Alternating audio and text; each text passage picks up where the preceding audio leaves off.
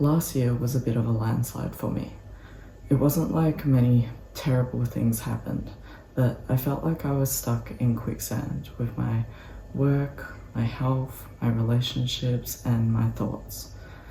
I'm a Chinese person and I've always sort of done something for Chinese New Year, but I've never really believed in the traditions and the superstitions.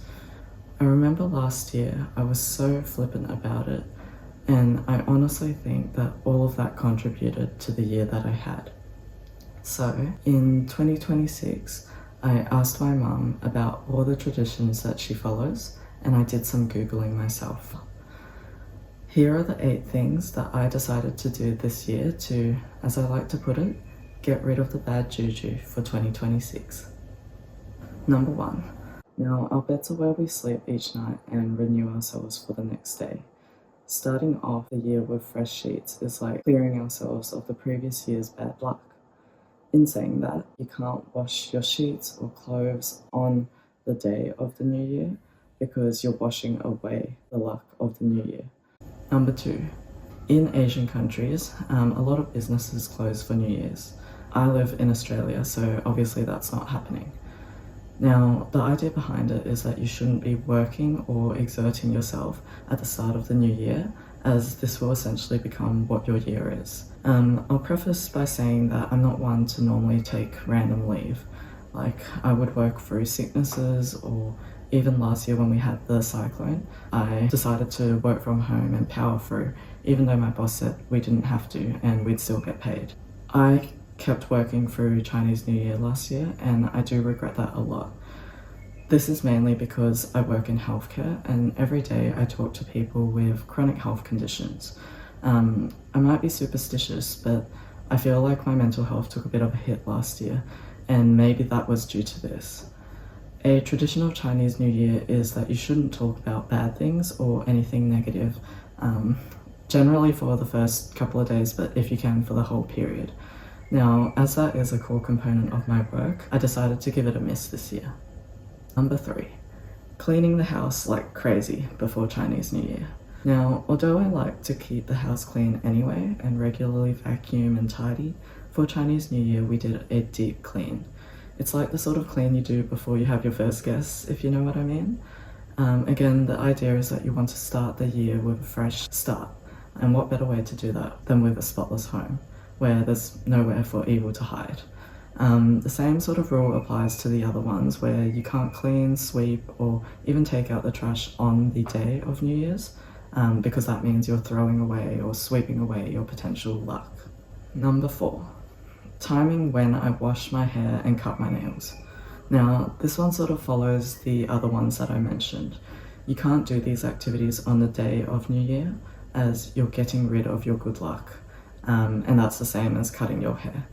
I remember when I was younger, I tried to avoid washing my hair for the whole sort of week to try to hold on to my luck. Now this year, I'm going to try to do all of my self-care just before New Year, so I can try not to do it for as long as reasonably possible. I'll try to hold on to that luck as much as possible as well. Number 5, no arguments or crying. Now, I am a crier, I won't deny it. Things make me cry very easily. On the bright side, I'm not very argumentative. Chinese New Year should be a peaceful day or period, so it's important to avoid any drama or negativity. I'm also going to try to avoid any TV shows or dramas that include this. Number 6, planning what I'm wearing on Chinese New Year Eve dinner. Now, the Chinese New Year Eve dinner is very important. It sort of sets the scene for the rest of the year.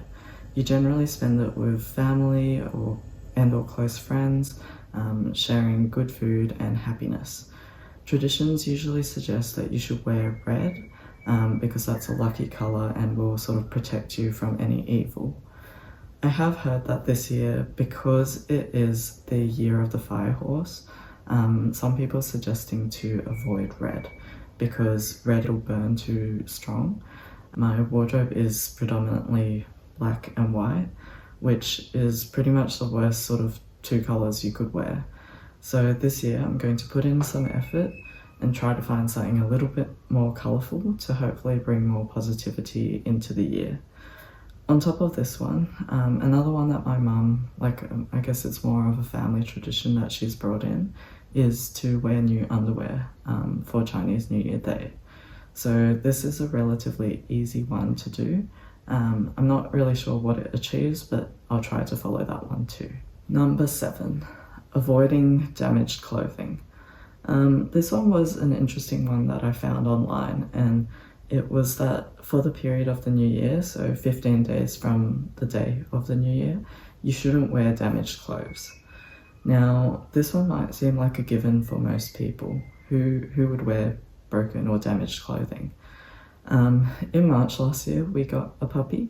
Now, although he's an absolute cutie, his teeth and his claws have tore through countless tops, pants, shorts, and jackets.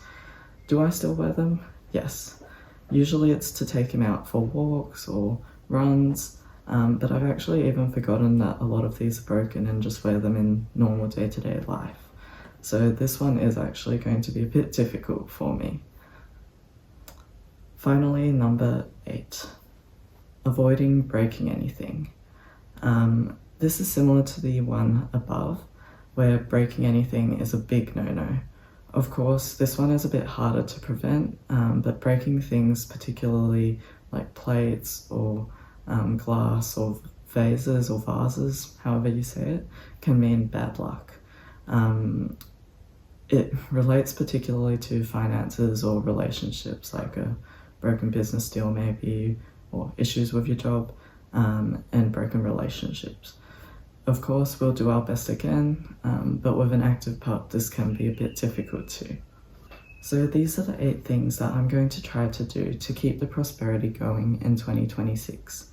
It is the year of the fire horse, which doesn't come around often, and I've heard that it brings huge changes. So we'll have to see how the year unfolds. Let me know what random family traditions you may have, or if you follow any of these ones that I've mentioned, I'd love to hear too. And to anyone who practices the traditions or holds that belief, Gong Si Fa Chai or Gong Hei Fa Choi.